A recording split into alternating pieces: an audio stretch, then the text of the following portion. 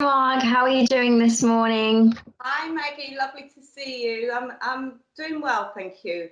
I'm not too bad. Great. These unprecedented times. Yes, I'm all right, thank you very much. How are you? Oh, I'm very well, thank you. We're really grateful to have you on today's podcast. Thank you so much for taking the time to speak with us. Oh, thanks for asking me. Thanks for asking me. Pleasure. Thank you. You're more than welcome.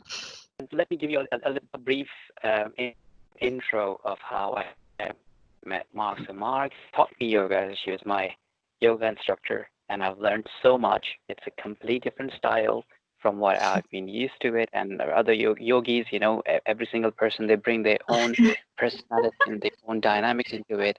They bring their own energy and frequency and vibrations into it, and that makes that experience a human, and that human then teaches you. So they are basically channeling all their experiences, their energies to you.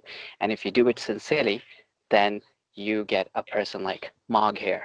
So Oh, a thank person you. who has so much positivity in the heart that they want to spread it out to the world and make the world a better place to live.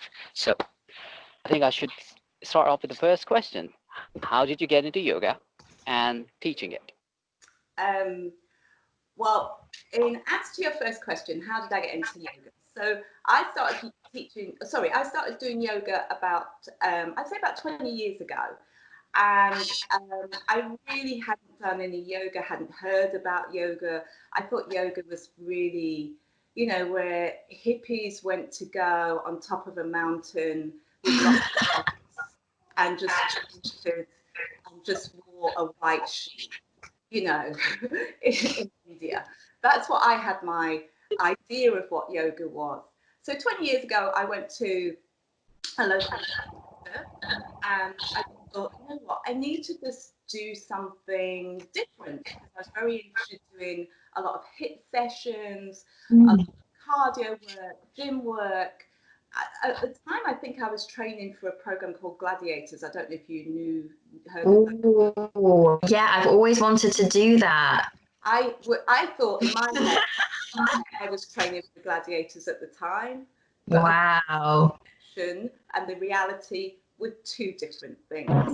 So because I was doing a lot of weights, and a lot of cardio work, I needed something to just help me stretch out my muscles. And somebody just recommended a yoga class at the leisure centre. I turned up thinking, oh yeah, I can do this. This is as easy as whatever. It was taught by somebody in her 70s. My whole expectation of what yoga was at that time, those expectations were completely crushed as soon as I walked through the doors. This woman who was 70, she was 5 foot nothing. There were so many people in the class. She had this gorgeous kind of energy about her. And my ideas of what yoga were about at that time, she crushed immediately. She was warm, receptive, and she was very much of your body is your body. What you can do, I may not be able to do in my body. What I can do, you might be able to do. It's just human, perception. How we're built, sorry. It's just how we are built. Anyway, she just made me feel so reassured, so comforting, so comfortable. And I just kept going back. And it kind of started from there. Yeah. I've been teaching for, I'd say, about a year and a half, and I've been doing yoga on and off for 20 years. At one point I lost my yoga mojo and thought I'd never ever want to hear, see, sleep, talk about yoga ever again. And that was a few years ago. And then suddenly I went on a kind of an Ayurvedic retreat, which included yoga, and suddenly I got it back again. Yeah. That's brilliant. Yeah. Thank you so much. Yeah, that's the thing with yoga. It, it- when you walk into the class and then the instructor, they know how to break it. So, Yeah. I mean, it's like a modern trend like people, when you walk into the class, you think like, I mean, I came from the, you know, the typical bodybuilding style, you know, just like lifting weights, Yeah, and you do just doing cardio, and then your muscles get really stiff and you need to stretch to be. yeah, exactly.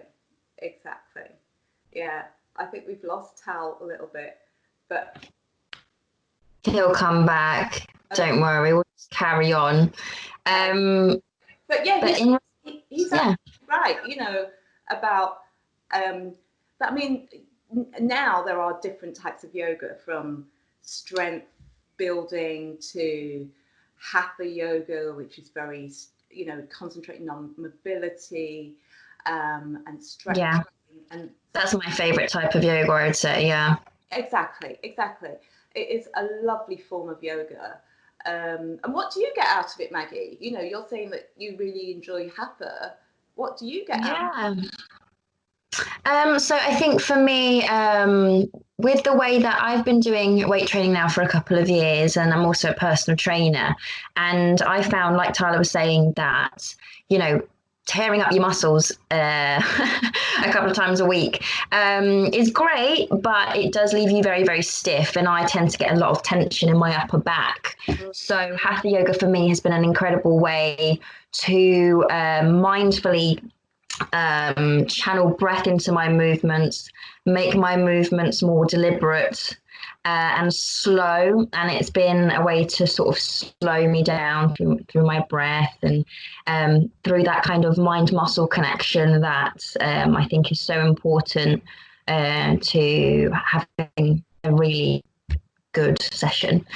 So yeah, that kind of yoga for me is incredible. And I also really love hot yoga, although the first time I did hot yoga in a room that was about 50 degrees it was a weird one, but I was totally zen for about 5 days afterwards, and I thought, whatever's going on there, I'm going back.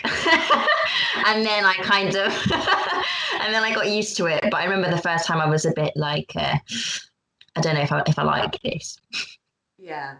I mean, I teach various types of yoga, from restorative to dynamic to gentle slow flow, which includes a lot of hatha style. And I teach in various venues as well, from where I met Tala in a gym to a hot yoga studio, which is my favorite type of yoga, hot yoga. Mm-hmm. Really like it. I feel like my body just releases in so many different ways, and it's interesting. Yes. It's interesting you talked about the mind-body connection. What's really important for me as an instructor is to just put over that message of connecting the mind, connecting the body, and, you know, going within and connecting with that inner spirit, that peacefulness, if you like. And it's at a different stage for everyone, because, you know, we're all Of human. course. Sometimes we get up in the morning and we think, wow, I'm really going to attack the day, I'm going to have a fantastic day. And then other mornings you get out of bed and you feel like you've got lead on your feet, you know. And connecting with that inner spirit, whatever you'd like to call it, it's the same thing.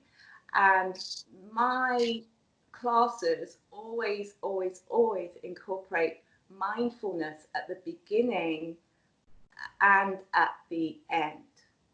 Now, the reason I do that is so I want students to get the most out of that session. Even if it's just that one thing, even if they just leave the room and think, oh, you know, my downward dog was a little bit better today than my downward dog last week. You know, even if it's something like that, or they might think, wow, my flow from beginning to end was awesome. You know, it doesn't matter if it's just one little thing that that person leaves the room with. That's So, great. well, and also I was going to talk about mindfulness and the importance of mindfulness in my classes. Mm-hmm.